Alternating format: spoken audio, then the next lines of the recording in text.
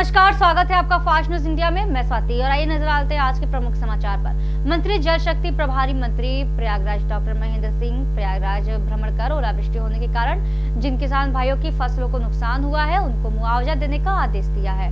Team गठित कर सभी किसान भाइयों का सर्वे कराया जाएगा। जिनका नुकसान हुआ है उन सभी को भुगतान किया जाएगा जल्द से जल्द। प्रयागराज से हमारे संवाददाता विवेक शुक्ला की रिपोर्ट। ओलावृष्टि जो आपदा है, कितना शहर आपको लगा इफेक्टेड हुआ है और किस तरह सरकार उसकी मदद कर रही है? देखिए, जो मैं देख करके आया हूँ उसमें मेजा, खुरांव और बारा, ये 3 विधानसभाओं से अभी सवेरे से मैंने स्टार्ट किया था। करछना भी है, उसमें करछना है, मेजा है, खुरांव है, फूलपुर है, सुखांव है, सभी विधानसभाएं हैं। उन सबको देखने के बाद जो मैंने देखा कि कुछ क्षेत्रों में बहुत नुकसान हुआ, कुछ क्षेत्रों में आंशिक नुकसान हुआ है और नुकसान कई प्रकार का। फसल का नुकसान भी है, वृक्ष गिर गए उसका भी नुकसान है, कुछ मकान गिर गए उसका भी नुकसान है, जानवर मर गए उसका भी नुकसान है और एक स्थान पर दीवार गिरने से एक महिला की भी मृत्यु हुई है। तो इस तरीके के कई प्रकार के नुकसान हैं। उनको सबको देखने के बाद और गांव के किसानों को मिलने के बाद प्रशासनिक स्तर पर हमने निर्देश दिया है कि जल्दी से जल्दी सर्वे पूरे करके और गांव के लोगों को, प्रधानों का, जनप्रतिनिधियों का, सामाजिक संगठन का, बाकी लोगों का सबके साथ तालमेल स्थापित करके कोई किसान जिनकी क्षति हुई वो छूट ना जाए, सबको सर्वे करके जल्दी से उसकी रिपोर्ट बना करके लखनऊ भेजेंगे। और 2 दिन के अंदर यहाँ के प्रशासन ने कहा है, हमारे साथ जिलाधिकारी भी थे, सभी प्रशासनिक अधिकारी थे, उन सब लोगों ने कहा है कि 2 दिन के अंदर इसकी रिपोर्ट बना करके भेजेंगे और 1 सप्ताह के अंदर हम लोग इसका वितरण कार्य भी सुनिश्चित करेंगे। सर, कोरोना को लेकर क्या तैयारियां हुई हैं प्रदेश की ओर से? पूरे उत्तर प्रदेश में कोरोना को लेकर के तैयारी हुई है। माननीय मुख्यमंत्री जी ने, माननीय प्रधानमंत्री जी ने आह्वान किया है, टोल फ्री नंबर भी जारी किया है और सबके साथ इस प्रकार के हर जिला अस्पताल में और लखनऊ के बहुत सारे अस्पतालों में व्यवस्था की गई है कि अगर कोई भी व्यक्ति कहीं मिलता है तो उसके भरपूर इलाज की पूरी व्यवस्था है। लेकिन ईश्वर की बड़ी कृपा है कि जिस सावधानी के लिए, जिस सुझावों को माननीय प्रधानमंत्री ने, मुख्यमंत्री ने दिया है, उसको उत्तर प्रदेश की जनता, महान जनता और भारत की जनता सब लोग बहुत अच्छे से अनुपालन कर रहे हैं। इसलिए मेरा भारत भी सुरक्षित है और मेरा उत्तर प्रदेश भी सुरक्षित है। 22 तारीख तक के लिए माननीय मुख्यमंत्री जी ने कहा है सभी बड़े कार्यक्रमों को रोक दिए जाएं। स्कूल कॉलेज को उन्होंने बंद करने के लिए कहा है और उसका अनुपालन भी पूरी तरीके से हो रहा है। तो हमको लगता है कि भारत पूरी तरीके से सुरक्षित है और सुरक्षित रहेगा। केंद्रीय पूजा समिति के तत्वाधान में एक आवश्यक बैठक पातालपुरी मठ में आहूत हुई, जिसमें आगामी नवरात्र के अभिनंदन के लिए निकाली जाने वाली अभिनंदन यात्रा को सफल बनाने के विषय पर विस्तार से चर्चा हुई। लगभग विगत 5 वर्षों से निकलने वाली इस अभिनंदन यात्रा में काशी के कई सम्मानित व गणमान्य लोग शिरकत करेंगे। बैठक में मुख्य रूप से अभिनंदन यात्रा की तिथि निर्धारित करने व इस बार विशेष क्या हो, इस विषय पर विस्तार से चर्चा हुई। बैठक का नेतृत्व केंद्रीय पूजा समिति काशी के अध्यक्ष तिलक राज मिश्रा ने किया, जिसमें मुख्य रूप से पातालपुरी मठ के पीठाधीश्वर बालक दास जी की उपस्थिति में धर्मराज, आलोक तिवारी, मनीष मिश्रा इत्यादि लोग उपस्थित रहे। वाराणसी से हमारे संवाददाता अभिनव वर्मा की रिपोर्ट।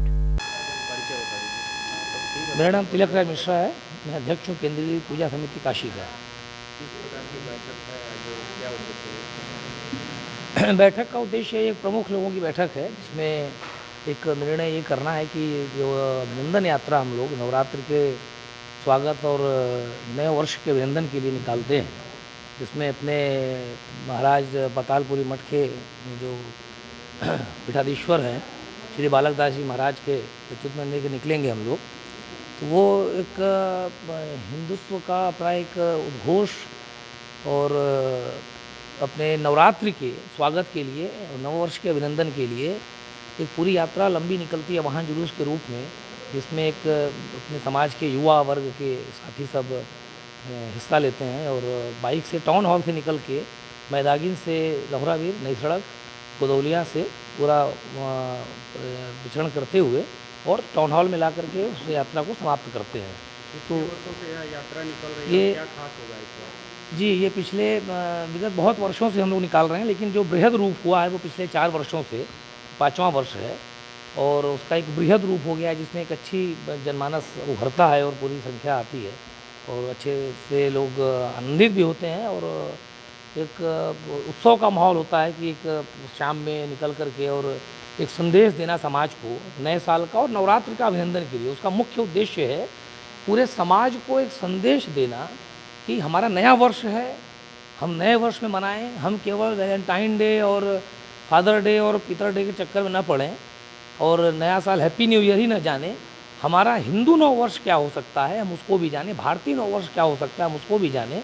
ऐसा संदेश देते हुए वो पूरी यात्रा निकलती है और एक बहुत ही बृहद रूप से वो यात्रा निकल करके और जनमानस तक, जिसमें पिछले वर्ष तो व्यापार मंडल के लोग भी जुड़े थे, अपने वाराणसी व्यापार मंडल के लोग सभी यात्रा में, तो कम से कम 20 जगहों पर यात्रा में लोगों का स्वागत होता है और युवा बड़े उत्साहित होते हैं। तो ये काशी का एक स्वरूप है और काशी का एक दर्शन है जिसके लिए हम लोग निकलते हैं। मुख्य आकर्षण हमारे बालक दास जी, जो कि हमारे संत हैं, बालक दास जी महाराज और पतालपुरी मठ के पीठाधीश्वर हैं और हमारे केंद्रीय पूजा समिति काशी के संरक्षक भी हैं। उनके नेतृत्व में हम लोग निकलेंगे और लेकर के यात्रा को और पूरे जनमानस को एक संदेश देंगे कि नवरात्र का अभिनंदन कर रहे हैं हम लोग। गाजीपुर के जमानिया थाना अंतर्गत खिजीरपुर गांव में मरहूम इकबाल खान की याद में घर के परिजनों ने लगवाया मुफ्त मेडिकल कैंप। इस कैंप का आयोजन जमानिया के खिजीरपुर गांव में किया गया, जिसमें कई गांव के लोगों ने इस कैंप का फायदा उठाया। लोगों को दवाइयां बांटकर उनका इलाज किया गया, जिसमें खास तौर से मरहूम इकबाल खान के भाई माजिद खान ने लोगों को यह सेवा पेश करते हुए कहा कि हमारी हमेशा से ऐसे काम करने की कोशिश रहती है और इस पुण्य कार्य की सभी ने सराहना की और इसे निरंतर करते रहने की अपील की। इस तरह के आयोजन हमें एक दूसरे की तकलीफों और आवश्यकताओं को समझने और उनके निराकरण में अपना हर संभव सहयोग प्रदान करने हैं। साजिद खान, इसरार खान, माजिद खान, मिराज खान, नेता जियाउद्दीन खान, बाबर नेता आसिफ खान आदि लोग मौजूद रहे। गाजीपुर से हमारे संवाददाता मोहम्मद जफर इकबाल की रिपोर्ट। मोहम्मद मिराज खान। तो आप सपा के नेता भी हैं, आपके गांव में मेडिकल कैंप लगा हुआ है, ये लगाने का मेन उद्देश्य क्या है? ये लगाने का मेन उद्देश्य है कि हमारे यहाँ गरीबों को, बेसहारों को ज़्यादा से ज़्यादा इलाज का लाभ मिल सके और हमारे मरहूम चचा दवाई खां के नाम से फेमस थे, युवा उद्योगपति थे, तो बहुत जल्द वो साथ छोड़ के जनता का चले गए। उनके याद में गरीबों के सेवा के लिए मेडिकल कैंप लगा है और इनका ऐसे ही लगा कि इनका लगातार ऐसे ही इलाज चलता रहेगा।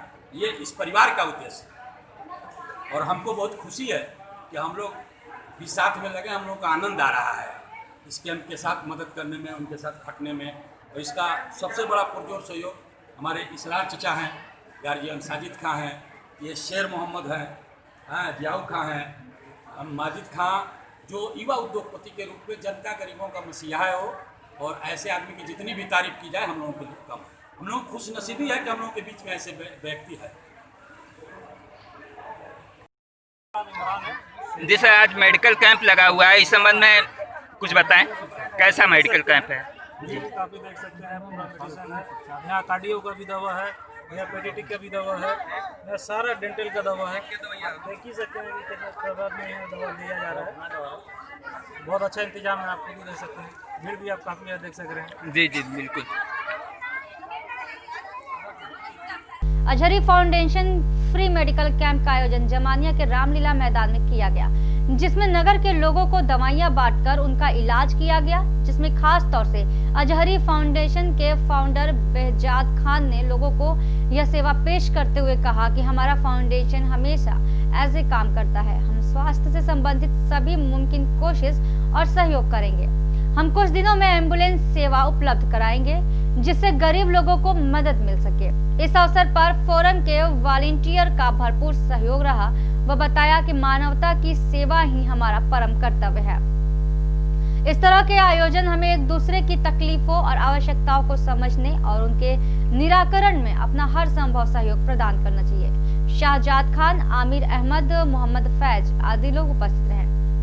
गाजीपुर से हमारे संवाददाता मोहम्मद जफर इकबाल की रिपोर्ट। अपना परिचय दीजिएगा। जी, मेरा नाम नियाज अहमद है जी, और मैं एक रजिस्टर्ड फार्मासिस्ट हूँ जी, और मैं पिछले 7-8 सालों से इसी फील्ड से जुड़ा हुआ हूँ, मेडिकल प्रोफेशनल से।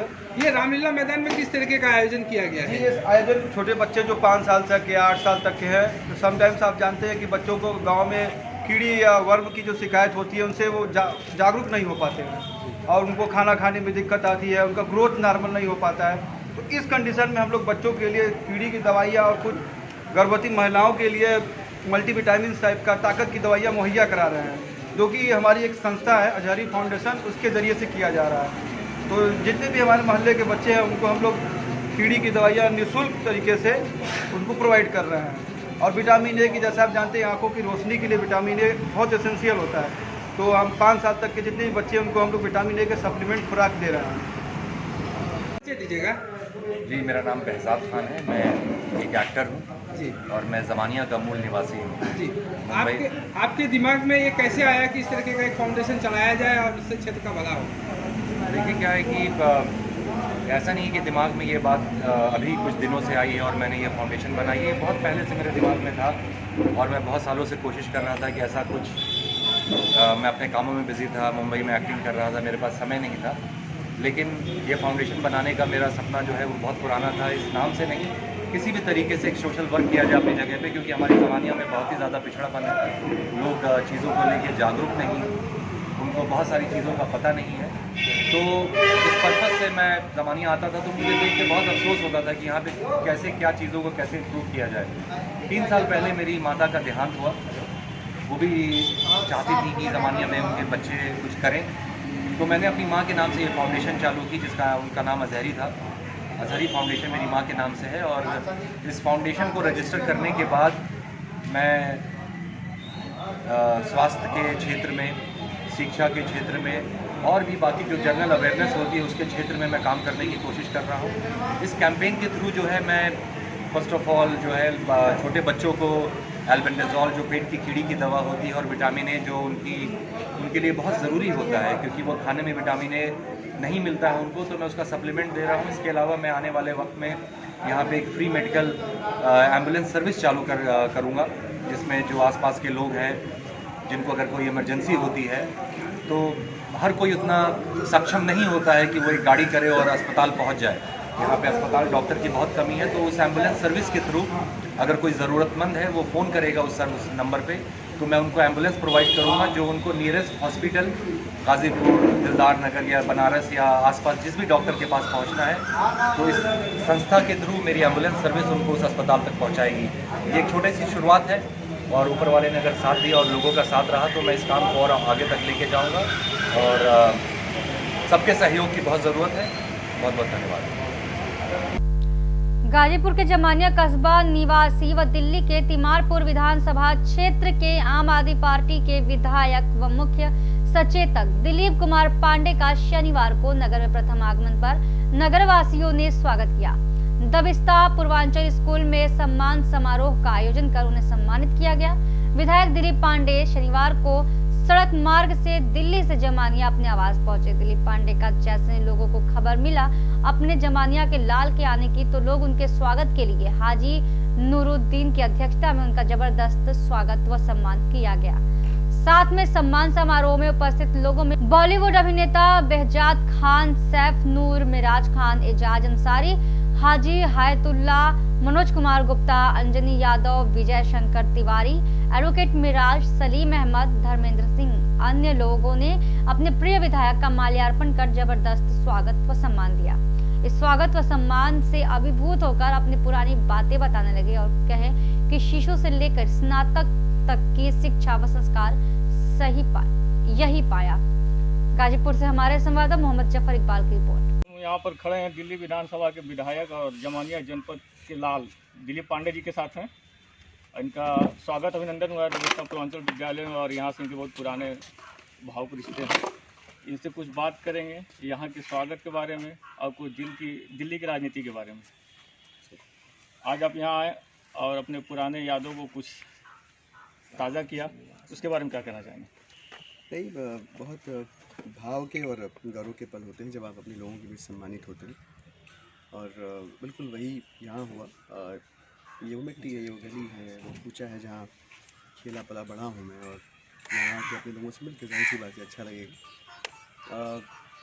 सब लोग अपने हैं और जितना प्यार मिला, जितनी मोहब्बत मिली, जितनी दुआएं मिली, वो सब यहाँ से मैं ज़िंदगी भर के लिए समेट लेके जाऊँगा। मैंने आश्वस्त भी किया जितने भी साथी यहाँ पे, जितने भी जिम्मेदार लोग, स्थानीय नागरिक बंधु आए थे, कि हम संपर्क और संवाद में रहेंगे और मिलजुल के एक दूसरे के हित के लिए सोचेंगे भी और करेंगे भी। आप दिल्ली विधानसभा के मुख्य सचेतक भी घोषित किए गए हैं, बनाए गए हैं। और दिल्ली में अभी 24-25 फरवरी 26 फरवरी को जो कंडीशन था, अपने 92 की घटना याद दिला दिया कि यहाँ की गंगा जमुनी तहजीब जो है बहुत बढ़िया है। लेकिन दिल्ली में जो हुआ उसके बारे में क्या कहेंगे?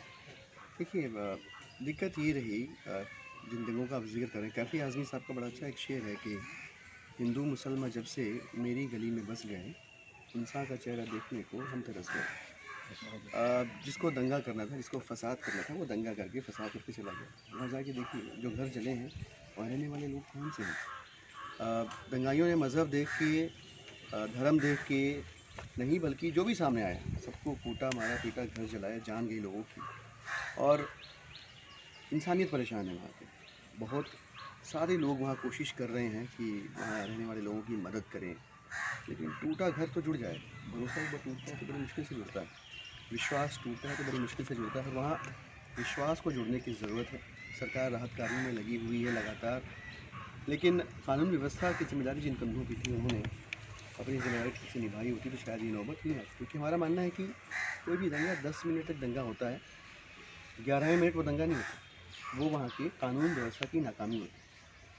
थंब रूल है, सब जानते हैं कि कहीं अगर राइट की सिचुएशन होती है तो क्या करना चाहिए। आपको पता है कि लोकल पुलिस को डिसएंगेज करिए, ये फर्स्ट स्टेप होता है। सेकंड स्टेप होता है आप प्रिवेंटिव अरेस्ट करिए, जो लोकल छुड़ैये गुंडे हैं उनको अरेस्ट करिए। थर्ड स्टेप होता है आप बॉर्डर सील करिए, और in first second third step से कुछ भी नहीं होता तो कर्फ्यू इन्वोक करिए। इन चारों में से कोई भी कदम नहीं उठाएगा, नतीजा क्या हुआ जाने गए लोगों की। तो बहुत दुर्भाग्यपूर्ण हुआ जो भी हुआ, बहुत दुखद हुआ, और इस घाव को भरने में काफ़ी वक्त लगेगा। हम सभी पुरजोर कोशिश कर रहे हैं कि लाइफ बैक टू नॉर्मल हो, लेकिन टाइम लगेगा।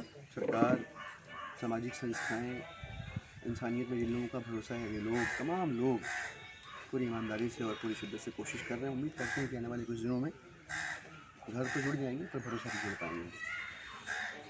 गृहमंत्री ने 36 घंटे में दंगा को कंट्रोल कर दिया है, और ये आरोप लगा रहे हैं कि जो वहाँ सीसी कैमरा लगाई गई थी, अमित शाह का फोटो को फुटेज तुरंत निकाल के दे दिया गया था, लेकिन दंगाइयों को अभी तक कोई चिन्हित नहीं किया गया। कैमरा में कहाँ से कैद हुआ है।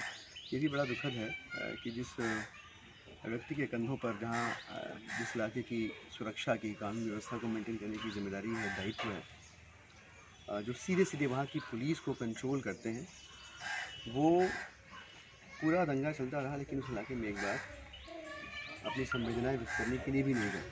चुनाव था तो गली गली पर्चे बांट रहे थे, वोट मांग रहे थे, लेकिन जब लोग घायल पड़े थे, जाने गई थी वहाँ की लोगों ने, तमाम परिवारों ने कोई अपना खोया था, घर का चिराग किसी ने खो दिया, किसी ने भाई खो दिया, किसी ने बाप खो दिया। उस वक्त मुकदमों की जान कहाँ चली गई जो चुनाव के वक्त पर्चे बांटने में पूरी ताकत से इस्तेमाल हो रही थी। तो आप ब्लेम शिफ्ट करना चाहें तो करें, आपका काम यही है, आप यही करते आए हैं, यही करने के लिए आप जाने जाते रहे हैं। दिल्ली की सरकार के अधिकार में जो है उससे कहीं ज़्यादा काम कर रही है। अभी जब हम और आप बात कर रहे हैं तकरीबन 8 करोड़ रुपए कॉम्पनसेशन जो रिलीफ अमाउंट है वो डिस्ट्रीब्यूट किया जा चुका है, और बहुत सलीके से, तरीके से जायज़ आदमी तक उसका अधिकार जो है उसको पहुँचाने की कोशिश की जा रही है। मूल बात ये है कि जब राइट्स हुए तो जो 4 मैंडेटरी स्टेप्स थे वो क्यों नहीं लिया।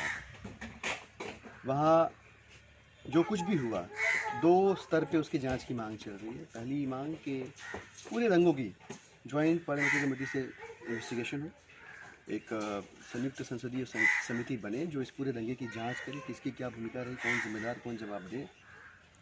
और दूसरा, वहाँ की जो पुलिस सीधे सीधे अमित शाह जी को रिपोर्ट करती है, उस पुलिस की क्या भूमिका रही, इसके अंदर जुडिशियल इंक्वायरी होनी चाहिए, और अपने आप दूध का दूध पानी का पानी हो जाएगा। तो अगर आप सच्चे हैं, आप अच्छे हैं, तो आप ये करके दिखाइए। आप करके दिखाइए कि जिन लोगों ने चुनाव के पहले बेसिर पैर की बयानबाजी करके मजहबी आधार पर पूरे माहौल को ख़राब करने की कोशिश की, उन लोगों के खिलाफ अभी तक एफआईआर क्यों नहीं हुई। कपिल मिश्रा, अनुराग ठाकुर, प्रवेश वर्मा, ये तमाम लोग महीनों से, हफ्तों से बारूद भर रहे थे वहाँ की मिट्टी में, और आखिर में सिर्फ उसको एक माचिस की तीली दिखाने की ज़रूरत थी, वही दिखाया कपिल मिश्रा ने और दंगे हुए। तो ब्लेम शिफ्ट करने की बजाय अगर एक्शन लेते हुए दिखते तो उनके या उनके द्वारा संभाली जाने वाली जो कानून व्यवस्था है उसके और जनता के बीच जो विश्वास की खाई थी वो खाई पड़ जाती। ऐसा ना करके अभी भी अपनी जिम्मेदारियों से बचने की कोशिश कर रहे हैं, बचने की कोशिश कर रहे हैं। हम अभी भी लगे हुए हैं कि जुडिशियल इंक्वायरी हो, जेपीसी हो, ताकि दूध का दूध और पानी का पानी हो जाए। उम्मीद करते हैं कि जस्टिस डिलीवर हो। Thank you. पुलिस की वहाँ जो भूमिका है संदिग्ध माने जा रहे हैं। बिल्कुल, दैट्स व्हाई सर मैं कहा ना कि जुडिशियल इंक्वायरी के बगैर ऐसी कई सारी फ़ोन कॉल्स हैं, ऐसे कई सारी रिकॉर्डिंग्स हैं जो दिल्ली पुलिस की भूमिका को संदेह के दायरे में रखती हैं। और हम ये नहीं कह रहे कि कौन गलत है कौन सही है, हम कह रहे जाँच तो हो, जुडिशियल इंक्वायरी तो हो। आप ही जाँच करोगे अपनी, मतलब पुलिस ही जाँच करे पुलिस की, आप सोचिए, तो उसमें से तो सच निकल के कभी आएगा नहीं। इंडिपेंडेंट जुडिशियल इंक्वायरी के बगैर वहाँ के दंगों का सच क्या है, पुलिस की भूमिका के प्रत्यक्ष कभी भी सामने नहीं आएगा, और उसी की हम मांग कर रहे हैं। और न्यायालय का भी दरवाज़ा खटखटा रहे हैं, उम्मीद करते हैं कि आएंगे। कितना भी अच्छा वक्ता क्यों ना हो, सारी खुशबू यही बटोर के ले आएंगे, सारी तालियां यही बटोर के ले आएंगे। बड़ी दिक्कत होती है इनके सामने बोलने में कि और कितना अच्छा बोला जाए। हमारे दोस्त हमारे साथ पढ़े हुए हसन आए हुए हैं, सही नाम बोल रहा हूँ ना भाई? हमारे साथ पढ़े हुए ना आप? हाँ बढ़िया, बहुत 30-35 साल बाद देख रहा हूँ सर हसन को। हाँ हसन हमारे साथ पढ़ते थे, आपके काफ़ी मुर्तजा सच्चा के बेटे हैं ये, है ना? सही बता रहे हैं ना, अब्बा का नाम से बता रहे हैं? हाँ कैसे भाई? बढ़िया दुबले हो गए भाई, बहुत क्या शालीनता है, क्या सादगी है, बहुत इंसान का संकट खड़ा हो जाता है। बैठो बच्चा जा। आइए हसन आइए। अरे आप बड़े निकटता हैं नेताजी के। अरे बहुत, और अच्छी बात ये है सर कि जब पढ़ते थे तो हम लोग बड़े अच्छे दोस्त थे, मतलब ठीक ठाक हम साथ में, इनकी हैंडराइटिंग बड़ी अच्छी हुआ करती थी, और इनकी दुकान थी वो तंबाकू की, तो हम लोग उसको उसमें मज़े भी लिया करते थे हम लोग काफ़ी। हाँ अच्छा। और भैया क्या हाल चाल है? ठीक है बढ़िया। तो मैं 2 किस्त में जनता बटी हुई है धूप की वजह से, दोनों को एक ही किस्त में एड्रेस कर रहा हूँ कि सभी का बहुत बहुत शुक्रिया, आभार, आप लोग आए, वक्त निकाल के आए, मेरे लिए बहुत बड़ी बात है। मेरे बोलने का मिजाज ये है कि जहाँ लगता नहीं कि यहाँ वोट मिलने हैं, वहाँ बोलने की भाषा शैली अपने आप अलग हो जाती है। कभी मैं अपने घर के आंगन में हूँ तो बातचीत और जो संवाद वाली शैली होती है उसी में अपनी बात को रखने की कोशिश करूँगा। यहीं से पला बढ़ा हूँ, ये बगल में ये जो तालाब है छोटा सा, इसके बगल में सरस्वती शिशु मंदिर हुआ करता था। तो पहले ये हमारे मोहल्ले में था, उधर चौधरी मोहल्ले में था, फिर बाद में हम जब 4th क्लास में पहुँचे तो वहाँ से शिफ्ट होकर यहाँ आ गए। तो 4th 5वीं 2 साल यहाँ पढ़े, और यहाँ पढ़े तो ऐसा पढ़े कि हमारे मनोज जी सामने आ गए, हमारे मनोज भाई साहब बचपन के मित्र हैं वो भी। तो हमारे एक और मित्र हैं राजेश। हाँ तो यही मैदान में अभी बन रहा था ये स्कूल, ये वाला अभी बन रहा था, तो रेत आया हुआ था। सबसे पहले आपका स्वागत है। आप जो हैं इस मिट्टी के लाल हैं। कल आप जब हमारे कैंप में आए थे तो आपने कहा कि इस ज़मानिया की मिट्टी में ही कुछ ऐसा है जो लोगों को आगे बढ़ा देती है। आपकी ये बात हम सबके लिए एक प्रेरणा स्रोत है। क्या है कि जब लाइफ में या ज़िंदगी में आप आगे बढ़ना चाहते हैं, बहुत सारी रुकावटें आती हैं। ऐसा नहीं है कि जो मैं कर सकता हूँ वो आप नहीं कर सकते, जो दिलीप साहब कर सकते हैं वो आप नहीं कर सकते, हर कोई कर सकता है, हर इंसान सक्षम है, मेरा ये मानना है। लेकिन जब ज़िंदगी में रोड़े पड़ते हैं, जब आप आगे बढ़ेंगे तो मुश्किलें आएंगी, ज़िंदगी इसी का नाम है। तो आप उस रोड़े को क्रॉस करते हैं यहाँ से, या फिर वहाँ से मुड़ जाते हैं। जो क्रॉस करता है वो दिलीप पांडे बनता है।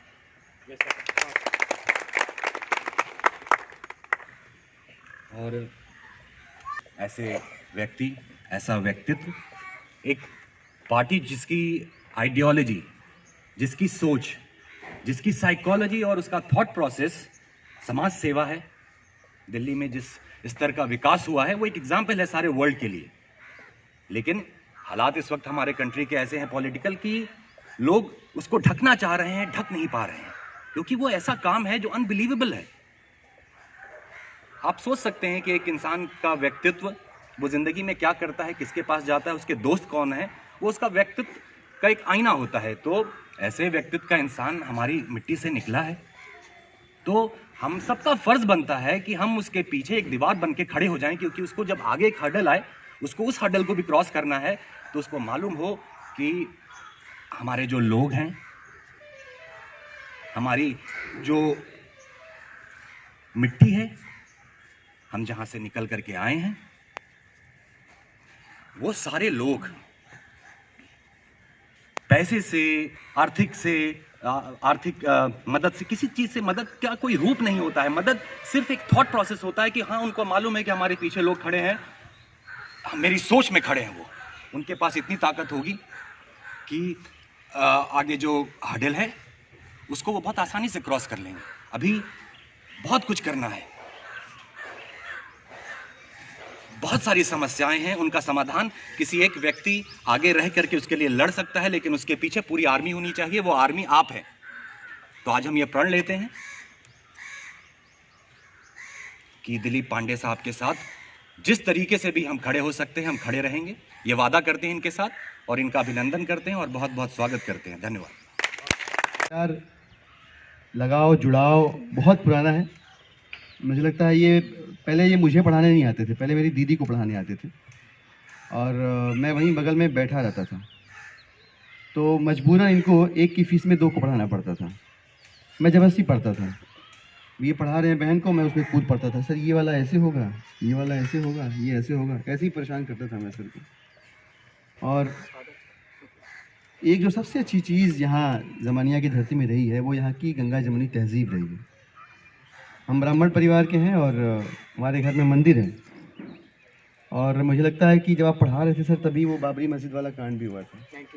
हाँ, और आप तब भी हमारे घर पे पढ़ा रहे थे और हमारे बीच कोई मतभेद नहीं, कोई मनभेद नहीं, और हम बल्कि चिंता व्यक्त करते कि क्या कर रहे हैं लोग, क्यों कर रहे हैं फसाद, क्यों कर रहे हैं, क्या मतलब है इन सब चीज़ों का। तो ये ज़मानिया से सीखा है। पढ़ा सरस्वती शिशु मंदिर में हूँ, लेकिन यहाँ से जो लेके गया वो ये लेके गया कि ये मुल्क, ये देश सबका है। जो यहाँ पैदा हुए, जो यहाँ बाहर से आए, जिन्होंने यहाँ पे जगह ढूंढी, जो अपनी मेहनत से अपनी किस्मत लिखने की कोशिश कर रही है, देश सबका है। ज़मानिया ने मुझे ये सिखाया और वही दिया लेके जहाँ गया, वही दिया लेके गया, वही दीपक लेके गया। और दिल्ली में भी उसी की रोशनी बिखेरने की कोशिश कर रहा हूँ। चुनाव लड़े, बहुत ज़्यादा तो नहीं, 2 चुनाव लड़े। एक लोकसभा का लड़ा, तकरीबन 2 लाख वोट मिले और बहुत बुरी तरह से हारे हम उसमें। और मलाल नहीं रहा क्योंकि बहुत ईमानदारी से लड़े, पूरी ताकत से लड़े। आप अगर पूरी ताकत और ईमानदारी से न लड़े तो मलाल ज़्यादा होता है, अफसोस ज़्यादा होता है। तो कम से कम हारने के बाद संतोष इस बात था कि लड़े पूरी ताकत से। मतलब हालत ख़राब थी सभी लोगों की, कौन जीतेगा, सबकी, मेरी भी थी और बाकी के जो प्रतिद्वंदी थे उनकी भी थी। स्वर्गीय शीला जी आई और चुनाव थोड़ा सा गड़बड़ हुआ और खैर जो नहीं हुआ उसके ऊपर बात करने का मतलब नहीं। जो सबसे भावुक बात है वो ये कि अपने लोगों के बीच सम्मानित होना बहुत गर्व की बात होती है।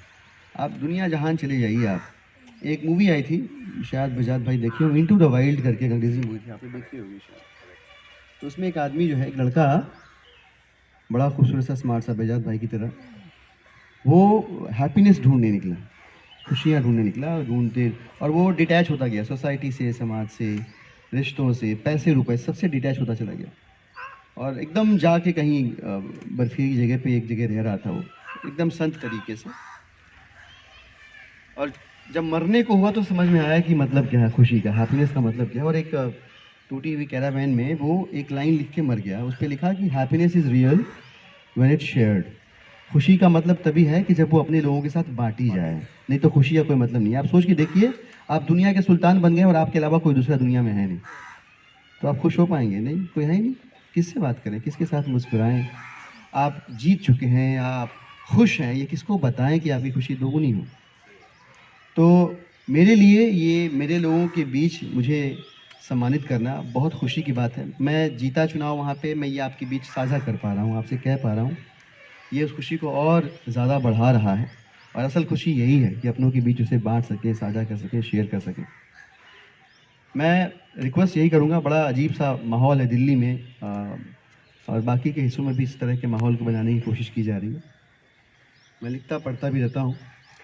जिस तरह का दौर है, मैं अपनी लिखी 4 लाइनें आपको सुनाता हूँ कि चेहरे पर मुस्कान बचा कर रख लेना, चेहरे पर मुस्कान बचा कर रख लेना, तुम अपनी पहचान बचा कर रख लेना। सब अपनी अपनी पहचान बचाने में लगे हुए हैं। रंग से पहचान, कपड़ों से पहचान हो रही है इस देश में, इसलिए कहता हूँ कि तुम अपनी पहचान बचा कर रख लेना। और अगर सियासत बांटे तुमको जाति धर्म में, दिल में हिंदुस्तान बचा कर रख लेना। ये हिंदुस्तान बच गया, सब बच जाएगा। ये हिंदुस्तान नहीं बचा, ये जमहूरियत नहीं बची, ये लोकतंत्र नहीं बचा, ये डेमोक्रेसी नहीं बची, तो फिर कुछ भी बचाने की कोई मायने नहीं है। आप हिसाब किताब करते रहिएगा, कुछ बचेगा नहीं सर। हम लोग उसी कोशिश में लगे हुए हैं कि यहाँ का लोकतंत्र बच जाए, यहाँ सब एक साथ रह सकते हैं और सबके लिए खुश होने की पर्याप्त वजहें हैं, इस बात को सब समझ जाएं। अनेकता में एकता का जो दम भरते हैं हम, विश्व की सबसे बड़ी डेमोक्रेसी होने का जो दम भरते हैं हम, उस दम का दम न निकल जाए, इसके लिए सबको इकट्ठा होना चाहिए। और जो जहाँ है, मैं ये नहीं कह रहा कि किसी पार्टी में घुस जाओ आप, जो जहाँ है वहाँ से अपने हिस्से की ईमानदारी बरतें, अपने हिस्से की कोशिश करें और उतना काफ़ी है। बेजाद हैं यहाँ पे, वो कैंप लगा रहे हैं, लोगों की मदद करने की कोशिश कर रहे हैं। सर ने स्कूल खोल रखा है, बस सर ने बिल्कुल सही कहा, खाली सीमा पे जाके गोली खाना देशभक्ति नहीं है। देशभक्ति की, राष्ट्र निर्माण की एक नई परिभाषा गढ़िए आप, कि जहाँ आप जो कुछ भी कर रहे हैं अपनी ज़िंदगी में, वो पूरी ईमानदारी से करिए, पूरी ताकत से, पूरी शिद्दत से करिए। और इससे ज़्यादा करना चाहते हैं तो ये सोचिए कि आपके उस करने से किसका भला हो रहा है, किसी का भला हो रहा है कि नहीं हो रहा है। ये गांधी जी ने कहा था कि आपको कोई काम करना है और आपको समझ में नहीं आ रहा हो कि करना चाहिए कि नहीं करना चाहिए, तो आप गली के आखिरी आदमी के बारे में सोचिए कि उस काम के होने से उसका क्या फ़ायदा होगा। अगर कुछ होगा तो वो काम करिए आप, नहीं होगा तो मत करिए आप। सरकार को उन्होंने मशवरा दिया था अपने ज़माने में। तो हम सबको अपने अपने हिस्से की कोशिश करने की सख्त ज़रूरत है, हम सबको अपने हिस्से की ईमानदारी बरतने की ज़रूरत है। ये थे अभी के समाचार। आगे कुछ खास खबरों के लिए बन रही फास्ट न्यूज़ इंडिया के साथ। धन्यवाद।